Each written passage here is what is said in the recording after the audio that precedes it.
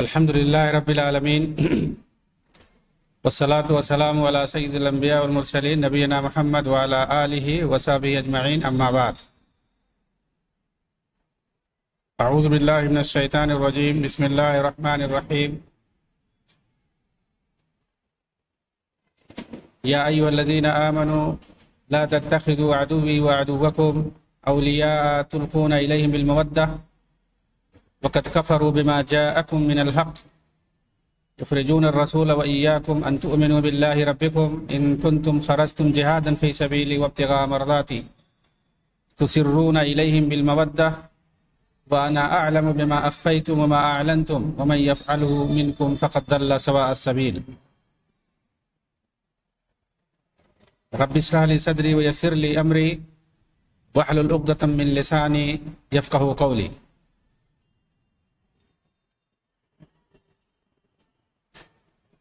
محترم ناظرین کرام، احباب گرامی اور دیگر سامعین،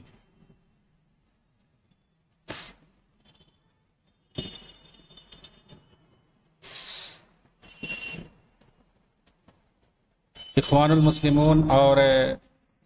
اس تنظیم کی تکفیری نظریے سے متعلق ہماری گفتگو جاری ہے۔ ان تکفیریوں کا ایک اعتراض یہ ہے کہ مسلمانوں کے خلاف کفار کا ساتھ دینے اور ان کی مدد کرنے سے آدمی کافر ہو جاتا ہے، خواہ اس تعاون اور اس مدد کی کوئی بھی صورت ہو۔ اس تعلق سے ہماری باتیں ہوئی ہیں۔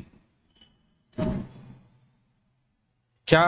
کفار کا ساتھ دینے سے اور ان کی مدد کرنے سے آدمی کافر ہو جاتا ہے؟ حاطب بن ابی بلتہ رضی اللہ تعالیٰ عنہ، جو کہ صحابی رسول ہے، غزوہ بدر میں جنہوں نے شرکت کی ہے، ان کے تعلق سے ایک حدیث ہے فتح مکہ کے موقع پر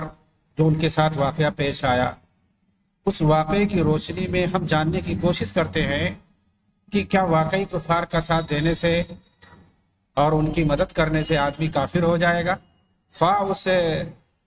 مدد اور ساتھ دینے کی نوعیت کچھ بھی ہو۔ صحیح بخاری کے اندر واقعہ تفصیل سے مروی ہے، بس اس کا خلاصہ یہ ہے کہ حاطب بن ابی بلتہ رضی اللہ تعالیٰ عنہ نے نبی اکرم صلی اللہ علیہ وسلم اور صحابہ کے خلاف کفار قریش کی مدد کرنا چاہی تھی،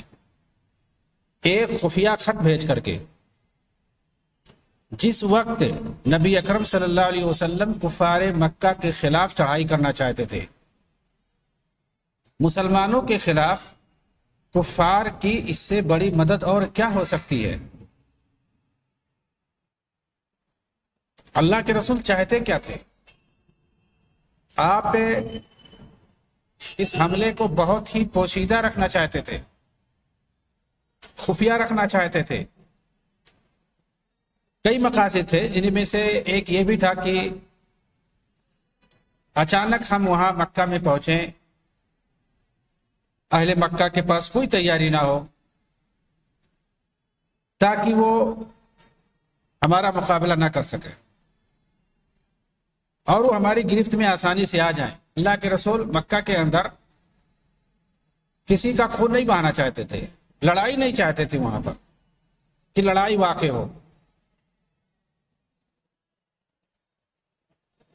آپ صلی اللہ علیہ وسلم اسی وجہ سے اس کو خفیہ رکھنا چاہتے تھے اور اس کے لیے سارے انتظامات آپ نے کر رکھے تھے، تیاری بھی خفیہ چل رہی تھی۔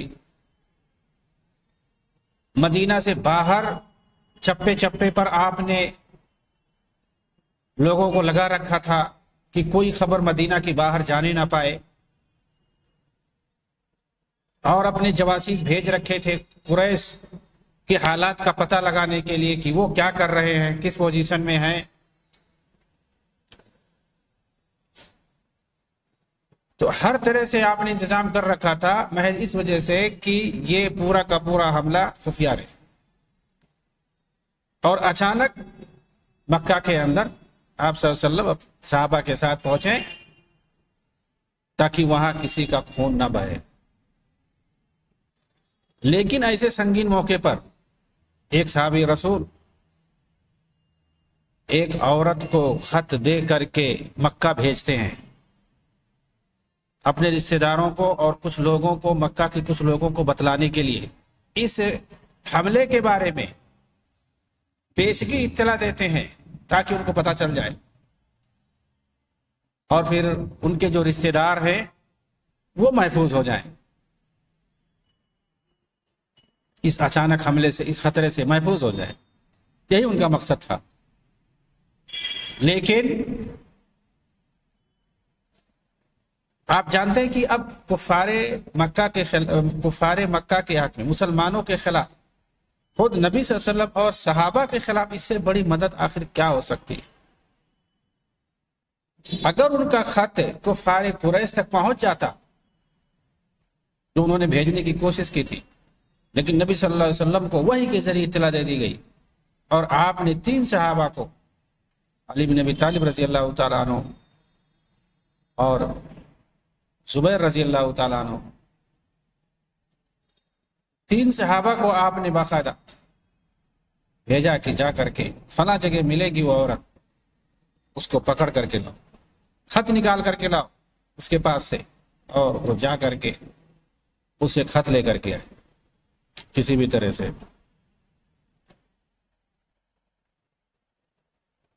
اگر یہ خط کفار قریش تک پہنچ جاتا تو کس قدر نقصان ہوتا مسلمانوں کا،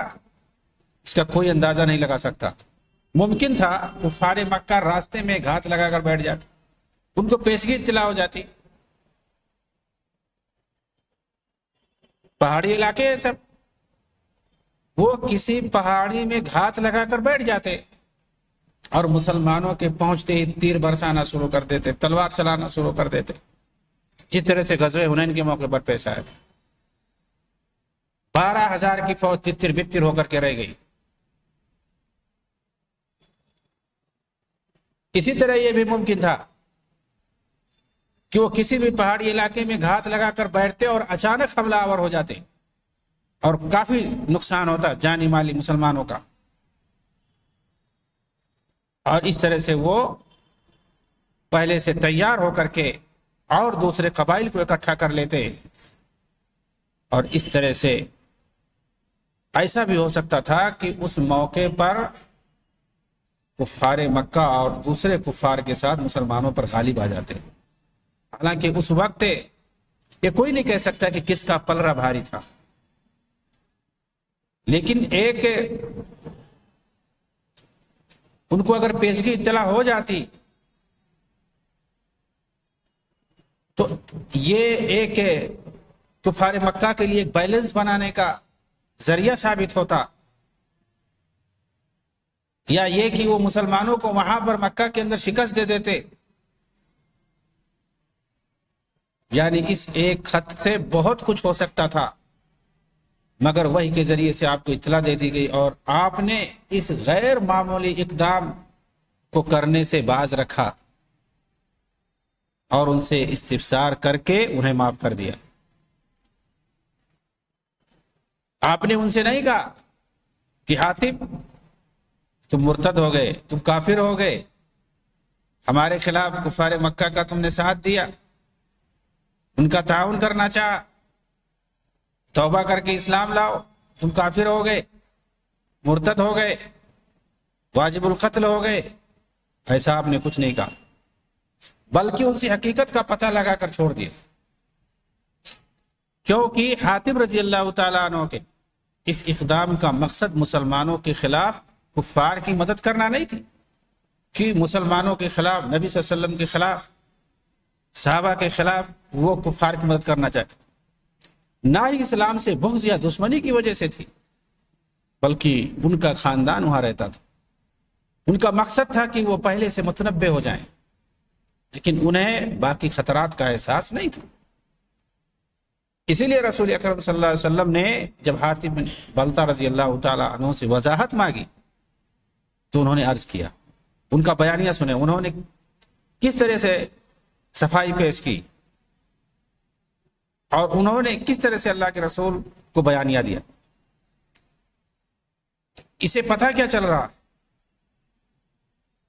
کہ وضاحت ضروری ہے، توضیح ضروری ہے، بیانیہ جاری کرنا ضروری ہے، استفسار ضروری ہے۔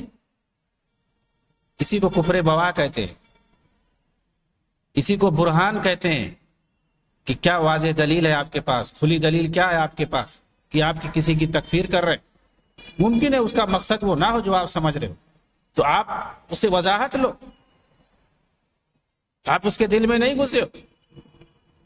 آپ نے کسی کافر کے ساتھ کسی کو چلتے ہوئے دیکھ لیا، آپ اس کو کافر کہہ دیں گے؟ اس کی مدد کر رہا ہے، اس کے ساتھ کچھ خیر خواہی کر رہا ہے، کچھ بھی کر رہا ہے، تو یہ دیکھ کر کے آپ کو لگ رہا ہے کہ وہ ہمارے خلاف یا مسلمانوں کے خلاف وہ کافر کی مدد کر رہا ہے، یہ کافر ہو گیا۔ اس سے وضاحت لینا ضروری ہے، اس کا بیانیہ ضروری ہے۔ آپ صلی اللہ علیہ وسلم نے حاتب بن ابی بلتہ سے پوچھا ایسا تم نے کیوں کیا؟ پہلے آپ نے کوئی حکم نہیں لگایا، پہلے آپ نے استفسار کیا، پوچھا ایسا کیوں کیا، کس چیز نے ابھارا تم کو ایسا کرنے پر؟ ظاہر سی بات ہے کسی وجہ سے کیا ہوگا، انہوں نے کوئی وجہ رہی ہوگی۔ انہوں نے عرض کیا اللہ کے رسول، یا رسول اللہ لا تعجل علی انی کنت امرأ ملصقا فی قریش ولم اکن من انفسها وکان من معک من المہاجرین لهم قرابات بمکہ يحمون بها أهليهم وأموالهم فأحببت إذ فاتني ذلك من النسب فيهم أن أتخذ عندهم يدا يحمون بها قرابتي وما فعلت كفرا ولا ارتدادا ولا رضا بالكفر بعد الإسلام۔ اللہ کے رسول جلدی نہ کریں، میرا تعلق قریش سے نہیں ہے مگر میں انہی سے جڑا ہوا ہوں، یعنی ان کے ساتھ میں ملحق ہوں۔ یہاں جو ہجرت کر کے آئے ہوئے ہیں آپ کے پاس مہاجرین مکہ سے، اگر آپ دیکھیں گے تو مکہ میں ان کا کوئی نہ کوئی رشتہ دار موجود ہے جو ان کے اہل و عیال اور اموال کی حفاظت کر سکتے ہیں، لیکن چونکہ میرا نسبی تعلق نہیں ہے اہل مکہ سے، اس لیے سوچا میں بھی کسی پر احسان کر کے اپنا خیر خواہ بنا لوں اسے جو میرے اہل و عیال کی حفاظت کرے۔ میں نے یہ کام کفر، ارتداد یا اسلام کے بعد کفر سے کسی طرح محبت کی بنا پر نہیں کی۔ ایک دوسری روایت میں ہے فقال لا تعجل واللہ ما کفرت ولا ازددت للاسلام الا حبا ولم يكن احد من اصحابك الا وله بمكة من يدفع الله به عن اهله وماله ولم يكن لي احد فاحببت ان اتخذ عندهم يدا فصدقه النبی صلی اللہ علیہ وسلم۔ وہی چیز انہوں نے کہی کہ اللہ کے رسول میں نے کفر نہیں کیا ہے، میرے اندر اسلام سے محبت ہے، میں نے چاہا کہ وہاں میں کسی پر احسان کر دوں، احسان کر کے اپنا خیر خواہ بنا لوں جو میرے مال اور اہل و عیال کی حفاظت کرے۔ تو اللہ کے رسول نے یہ سن کر کے ان کی باتوں کی تصدیق کر دی، فصدقہ النبی صلی اللہ علیہ وسلم۔ بخاری کی ایک تیسری روایت میں ہے قال ما بی الا ان اکون مؤمنا باللہ ورسولہ وما غیرت ولا بدلت اردت ان تکون لی عند القوم ید يدفع الله بي عن اهلي ومالي وليس من اصحابك هناك الا وله من يدفع الله بي عن اهلي ومالي قال صدق فلا تقولوا له الا خيرا۔ میرا اللہ اور اس کے رسول پر ایمان ہے، میں ذرا بھی نہیں بدلا ہوں، میرے اندر کوئی تبدیلی نہیں آئی ہے، بس میرا ارادہ تھا کہ قریش کے پاس میرا بھی کوئی احسان ہو جائے تاکہ وہ میرے اہل و عیال اور مال کی حفاظت کرے، جبکہ مہاجرین صحابہ کا کوئی نہ کوئی وہاں رشتہ دار موجود ہے جو ان کے اہل و عیال اور ان کے مال کی حفاظت کر سکتے۔ تو آپ نے فرمایا انہوں نے سچ کہا، ان کے بارے میں خیر کے سوا کچھ نہ کہو،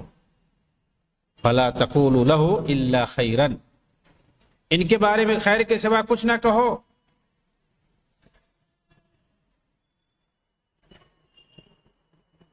اسی موقع پر سیدنا عمر عمر بن خطاب رضی اللہ تعالیٰ عنہ نے جوش میں آ کر گردن مارنے کی اجازت مانگی تھی، تو آپ نے کیا فرمایا تھا؟ آپ نے فرمایا تھا انہو قد شہد بدرا وما یدریک لعل اللہ ان یکون قد اطلع علی اہل بدر فقال اعملوا ما شئتم فقد غفرت لکم۔ یہ بدر میں شریک رہے ہیں، اور تمہیں کیا پتا کہ اللہ نے بدر والوں کے بارے میں کیا کہا ہے؟ اللہ تعالیٰ نے بدر والوں کے بارے میں کہا ہے کہ تم جو چاہو کرو، میں نے تمہیں معاف کر دیا۔ اس پوری حدیث کو مختلف الفاظ میں، یہ جو تینوں روایتیں میں نے پڑھی یہ سب بخاری کی ہیں، اس پورے واقعے کو جب آپ پڑھیں گے غور سے تو سمجھ میں ضرور آئے گا کہ دنیاوی مقصد کی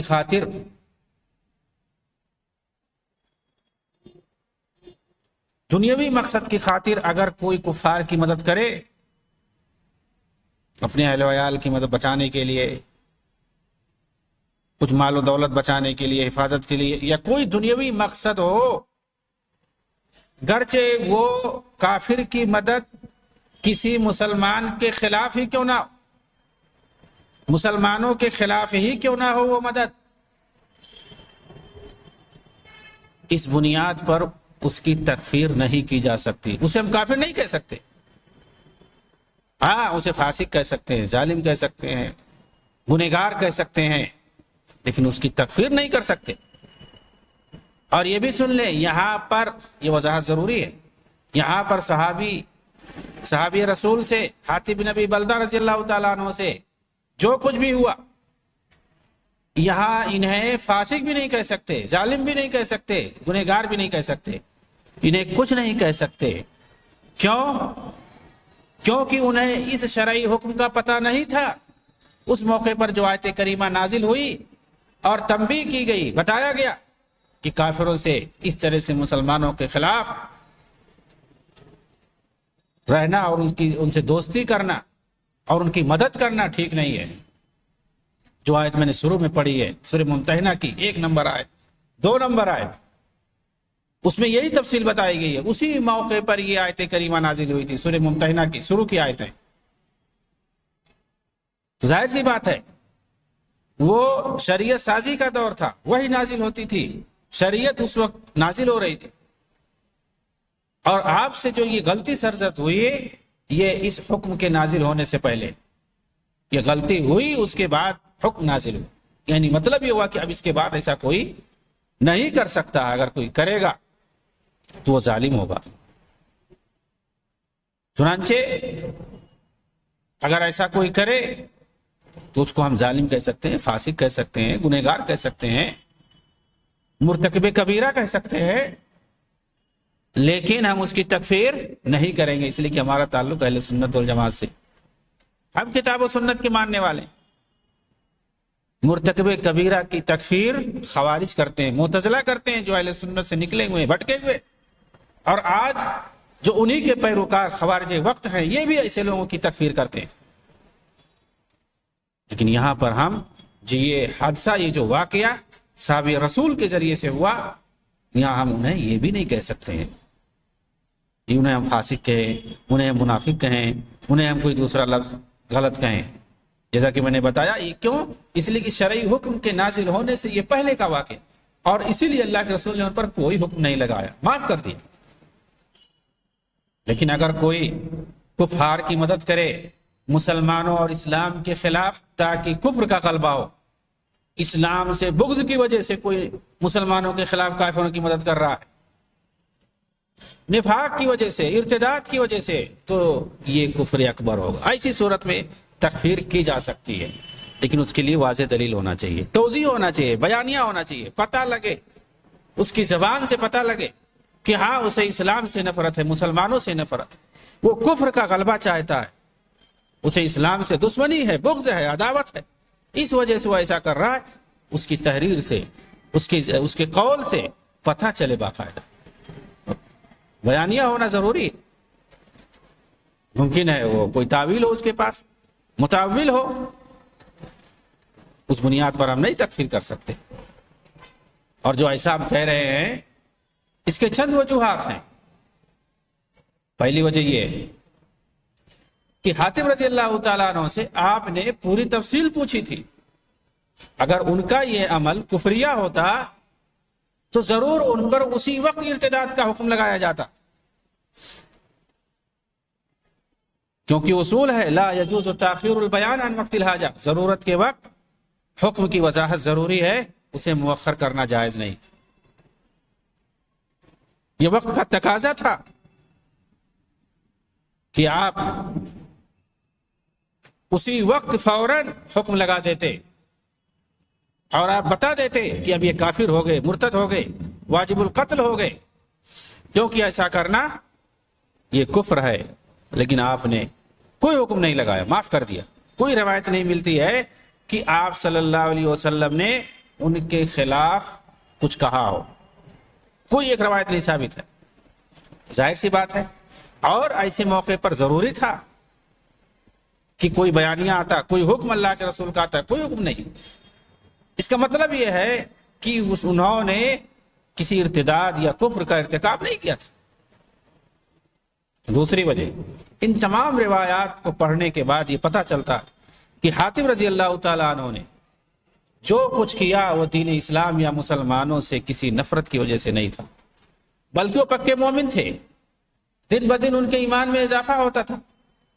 پھر ظاہر ہے ایسا شخص کفر سے محبت کی بنیاد پر ایسا قدم نہیں اٹھا سکتا. اور بلا شبہ انہیں یہ بھی یقین تھا کہ ان کے اس قدم سے مسلمانوں کا کچھ نہیں ہوگا. ہاں، اس سے مکہ میں رہ رہے ہمارے خاندان کا ضرور کچھ بھلا ہو جائے. اگر ان کا یہ عمل کفریہ ہوتا تو ضرور اس تعلق سے نبی اکرم صلی اللہ علیہ وسلم کی جانب سے کوئی فیصلہ آتا اور آپ عمر بن خطاب رضی اللہ تعالیٰ عنہ کو نہ روکتے، بلکہ ان سب کے برخلاف آپ نے ان کی تصدیق کی اور ان کے بارے میں اچھا گمان رکھنے کی ہدایت کی لوگوں کو. یعنی الٹی جو ہے توضیح ہمیں ملتی ہے. اللہ کے رسول نے ان کے بارے میں کیا کہا، ان کی باتوں کی آپ نے تصدیق کی، اور تصدیق کرنے کے بارے میں کہا فلا تقولوا الا خیرا، ان کے بارے میں خیر کے سوا کچھ نہیں کہو، اچھا گمان رکھو. تیسری توجیہ، اگر انہوں نے اپنے اس اقدام سے کفر اکبر کا ارتکاب کیا ہوتا تو نبی اکرم صلی اللہ علیہ وسلم نے ان کے حق میں یہ نہ کہا ہوتا لعل اللہ اطلع علی اہل بدر فقال اعملوا ما شئتم فقد غفرت لکم، کہ اللہ تعالیٰ نے بدری صحابہ کو معاف کر دیا. آپ ایسا نہیں کہتے، کیونکہ بدر میں حاضری دینے سے گناہ کبیرہ اور صغیرہ معاف ہو سکتے ہیں، کفر اور شرک ارتداد یہ معاف نہیں ہو سکتے. کفر نہیں معاف ہو سکتا، شرک نہیں معاف ہو سکتا، گناہ کبیرہ اور صغیرہ معاف ہو سکتے ہیں. تو آپ کا یہ کہنا کہ اللہ تعالیٰ نے اہل بدر کے گناہ کو معاف کر دیا ہے، وہ کچھ بھی کریں، تو اس کا مطلب یہ نہیں ہے چاہے کفر بھی کریں شرک بھی کریں. نہیں، یعنی اگر کوئی گناہ ان سے سرزد ہو جاتا ہے، صغیرہ کبیرہ جو بھی ہو، وہ اللہ تعالیٰ معاف کر دے گا، لیکن شرک یا کفر نہیں معاف ہوگا. اس کا مطلب یہ ہے کہ ان سے غلطی ہوئی تھی، لیکن وہ کوئی کفر نہیں تھا، کوئی ارتداد نہیں تھا، کوئی شرک نہیں تھا. کیونکہ اگر کفر اور شرک ہوتا تو اللہ کے رسول یہ نہیں کہتے کہ اللہ تعالیٰ نے بدریوں کو معاف کر دیا، چھوڑو جانے دو، ان کے بارے میں اچھا گمان رہو. ظاہر سی بات ہے، کوئی معصوم تو ہے ہی نہیں، غلطی تو ہونا ہے، کسی سے بھی غلطی ہو سکتی ہے. صحابہ سے بھی غلطیاں ہوئی ہیں تو غلطی ہو گئی،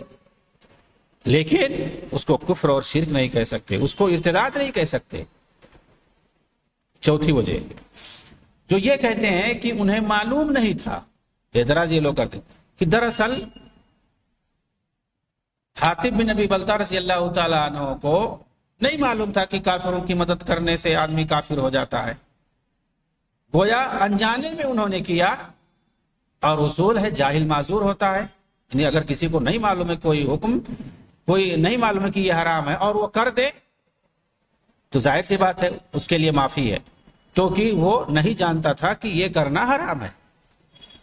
اس کو بتایا جائے گا، جاننے کے بعد اگر کرے گا تب اس کو گناہ ملے گا. ٹھیک ہے، جاہل معذور ہے، نہیں معلوم ہے اور کر دیا اس نے حرام کا ارتکاب. کچھ بھی کر دے، کوئی کفریہ کلمہ ہی کہہ دیا، ظاہر سی بات اگر اسے نہیں پتا ہے تو معاف ہے، الجاہل معذور، یہ اصول ہے۔ اس کا کیا جواب ہے؟ یہ لوگ کہتے ہیں کہ ان کو نہیں معلوم تھا کہ ایسا کرنا صحیح ہے، ایسا کرنا غلط ہے، ایسا کرنا حرام ہے، یہ نہیں معلوم تھا، یا ایسا کرنا یہ کفری عمل ہے، یہ ان کو نہیں پتا تھا۔ اور ظاہر سی بات ہے، اصول ہے الجاہل معذور، جس کو اگر نہیں پتا ہے اور انجانے میں اس طرح کی کوئی بات کہہ دے تو وہ معذور ہے، کوئی مسئلہ نہیں۔ اس کا جواب یہ ہے کہ اگر یہ صرف جہالت پر مبنی ہوتا، ٹھیک ہے، تو اللہ کے رسول یہ نہ کہتے لعل اللہ اطلع علی اہل بدر قال افعلوا ما شئتم فقد غفرت لكم، اللہ تعالیٰ نے بدر والوں کو معاف کر دیا ہے۔ اس کا مطلب یہ ہے کہ ان سے گناہ سرزد ہوا تھا، انہوں نے گناہ کا کام کیا تھا، اور اگر انجانے والی بات ہوتی تو انجانے میں تو گناہ کا کوئی فائدہ نہیں، وہ تو گناہ ہی نہیں ہوتا ہے۔ انجانے میں اگر کوئی غلطی کر دے، کوئی گناہ کر دے، اس کا شمار ہی نہیں ہوگا۔ نسیان میں، بھولے میں، یا غلطی میں، کیا کہتے ہیں، جہالت میں، نادانی میں، اگر کوئی گناہ کرتا ہے اسے نہیں معلوم ہے تو پھر اس کو گناہ ہی نہیں لکھا جائے گا۔ جب گناہ ہی نہیں لکھا جائے گا تو پھر یہاں کیوں کہا جا رہا ہے کہ اللہ نے ان کو معاف کر دیا؟ تو مغفرت کی کہاں سے بات آ گئی؟ اس کا مطلب ان سے غلطی ہوئی تھی، گناہ ان سے ہوا تھا، لیکن وہ گناہ کفریہ نہیں تھا، کفر اور شرک اور ارتداد والی گناہ نہیں تھی۔ گناہ ضرور گناہ کا کام تھا، غلط تھا، کیونکہ مغفرت تو گناہ ہی کی ہوتی ہے، جسے جان بوجھ کر کیا جاتا ہے، انجانے میں، کیونکہ انجانے میں کیے گئے گناہ معاف ہیں، چاہے وہ کبیرہ ہو یا صغیرہ ہو۔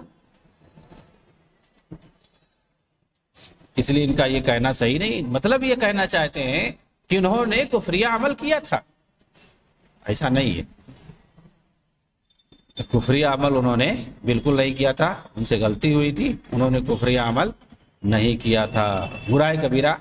صغیرہ یا اس طرح کی کوئی چیز آپ ضرور کہہ سکتے ہیں، لیکن کفریہ عمل نہیں کہہ سکتے ہیں۔ پانچویں وجہ، آئیے دیکھتے ہیں اس سلسلے میں ائمہ دین نے کیا کہا ہے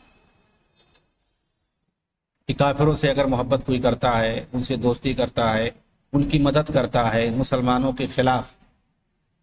اس کا کیا حکم ہے؟ علامہ ابن تیمیہ رحمۃ اللہ علیہ نے کہا ہے مجموع فتاویٰ کے اندر 7ویں جلد صفحہ نمبر 522 میں،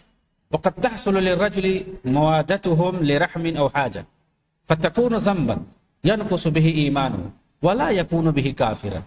كما حصل لحاتب بن ابي بلتع لما كاتب المشركين ببعض اخبار النبي صلی اللہ علیہ وسلم وانزل اللہ فيه۔ کبھی کبھی ایسا ہوتا ہے کہ کافروں کے ساتھ رشتہ داری یا کسی ضرورت کی بنا پر آدمی کو محبت ہو جاتی ہے، لیکن یہ ایسا گناہ ہے جس سے ایمان میں کمی تو ہو جائے گی، مگر اس کی وجہ سے آدمی کافر نہیں ہو جائے گا۔ کافروں سے کسی سے کوئی رشتہ داری ہے یا اس سے آپ کی کوئی ضرورت پڑتی رہتی ہے تو آپ اس سے ملتے رہتے ہیں، اس کی مدد کرتے رہتے ہیں، اس کا ساتھ دیتے رہتے ہیں، اور اس طرح سے اس سے ایک طرح سے محبت ہو جاتی ہے۔ محبت کرنا منع ہے، لیکن ابن تیمیہ کہہ رہے ہیں کہ کافروں سے کسی رشتہ داری کی بنیاد پر یا کسی ضرورت کی بنا پر آدمی کو محبت ہو جاتی ہے، تو اس کی بنیاد پر اگر محبت ہو جاتی ہے، اسے محبت کرنے لگتا ہے، اسے اپنا دوست سمجھنے لگتا ہے، تو ایسی صورت میں اس کے ایمان کے اندر کمی ہو جائے گی، یعنی وہ گویا یہ غلط کام کر رہا ہے۔ کافروں سے دلی محبت کرنا غلط ہے، صحیح نہیں ہے، حرام ہے، تو یہ حرام کا ارتکاب کر رہا ہے، اس سے اس کے ایمان میں تو کمی ہو جائے گی۔ یہ مطلب یہ مومنانہ کام نہیں ہے، مومن ایسا کام نہیں کرتے۔ اگر کوئی ایسا کر رہا ہے تو پھر یہ غلط ہے، اس سے ایمان میں کمی ہوگی، آدمی کافر نہیں ہو جائے گا، یہ کہہ رہے ہیں۔ اور دلیل میں یہی حاتب بن ابی بلتع رضی اللہ تعالیٰ عنہ کا واقعہ پیش کر رہے ہیں کہ جیسے انہوں نے رسول اللہ صلی اللہ علیہ وسلم کے بعض اسرار اور راز کو مشرکوں تک پہنچانے کی کوشش کی تھی، اور انہی کے بارے میں اللہ تعالیٰ نے یہ آیت کریمہ نازل کی تھی، یا ایھا الذین آمنوا لا تتخذوا عدوی وعدوکم اولیاء تلقون الیکم بالمودۃ۔ امام شافعی رحمہ اللہ سے پوچھا گیا، ارأیت المسلم یکتب الی المشرکین من أهل الحرب بأن المسلمين يريدون غزوهم أو بالعورة من عوراتهم هل يحل ذلك دمه ويكون في ذلك دلالة على ممالاة المشركين؟ کتاب الام للشافعی، امام شافعی کی بہت بڑی کتاب ہے الام رسالہ. تو انہوں نے اپنی کتاب جو ہے الام کے اندر لکھا ہے 4 نمبر جلد 249 نمبر صفحہ پر کہ ایک مسلمان حربی کافر کے پاس مسلمانوں کے راز کے بارے میں خط لکھتا ہے، بتاتا ہے اور ان کے ارادوں سے آگاہ کرتا ہے، کیا اس بنیاد پر اس کا قتل جائز ہو جائے گا؟ یعنی مطلب کافر اور مرتد مان کر کے. اور کیا اس کی وجہ سے یہ لازم آئے گا کہ وہ مسلمانوں کے خلاف مشرکوں کا ساتھ دے رہا ہے؟ اس کے جواب میں آپ نے فرمایا جب تک کفر صریح ثابت نہ ہو جائے کسی مسلمان کو کافر نہیں کہہ سکتے. جب کہا گیا کہ اس پر آپ کے پاس کیا دلیل ہے تو اس پر اسی حاتب بن ابی بلتہ رضی اللہ تعالیٰ عنہ کے واقعے کو انہوں نے پیش کر دیا کہ مطلب دیکھیے یہاں پر آپ صلی اللہ علیہ وسلم نے انہیں کافر نہیں کہا، مرتد نہیں کہا اور اس کی بنیاد پر انہیں واجب القتل نہیں قرار دیا. تو اس طرح سے اگر دیکھا جائے تو حاتب بن ابی بلتہ رضی اللہ تعالیٰ عنہ کے واقعے کو یہ لوگ بنیاد بناتے ہیں اور کہتے ہیں ان کو تو پتہ نہیں تھا، لیکن اس طرح سے اگر کوئی مدد کرتا ہے، کوئی ساتھ دیتا ہے تو وہ کافر ہو جائے گا. لیکن صحیح بات یہی ہے کہ وہ کافر نہیں ہوگا جس طرح سے علامہ ابن تیمیہ وغیرہ نے کہا اور ان کے واقعے ہی سے دلیل بنایا، بلکہ وہ آدمی گناہ کبیرہ کا مرتکب قرار پائے گا اور ایسی بنیاد پر ہم اسے فاسق کہہ سکتے ہیں یا گنہگار کہہ سکتے ہیں لیکن کافر نہیں کہہ سکتے ہیں. ہاں اگر وہ آدمی جو مدد کر رہا ہے اس کی نیت کو دیکھا جائے گا، جس طرح سے ان کی وضاحت لی گئی تو یہ وضاحت لی جائے گی باقاعدہ. اگر اس کی نیت سے پتہ چل رہا ہے، اس کے بات سے پتہ چل رہا ہے، اس کے حرکات اور عمل سے اگر پتہ چل رہا ہے، اس کے بیانیے سے اگر یہ پتہ چلے کہ یہ جو مدد کر رہا ہے مسلمانوں کے خلاف کافروں کی، یہ مسلمانوں سے نفرت اور دشمنی کی بنیاد پر، اسلام سے نفرت اور دشمنی کی بنیاد پر، اور یہ چاہتا ہے کہ مسلمانوں کی کمزوری اور کفر کا غلبہ چاہتا ہے، وہ کافروں کو سربلند دیکھنا چاہتا ہے، ایسی صورت میں اس کے کفر میں کوئی شک نہیں. یہ اگر صورت ہے، لیکن اگر وہ کوئی مجبوری بتائے، وہ ایسی کوئی وجہ بتائے جس کی وجہ سے سمجھ میں آئے کہ یہ دنیاوی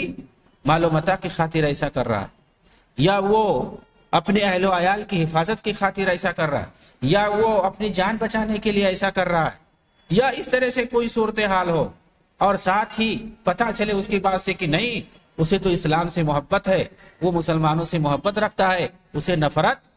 نہیں ہے. اگر اس چیز کا پتہ چلتا ہے ان چیزوں کا تو ایسی صورت میں ہم کہیں گے کہ یہ گناہ کبیرہ کا ارتکاب کیا، اس نے گناہ کا کام کیا، اس نے غلط کام کیا ہے. اس بنیاد پر ہم اس کی تکفیر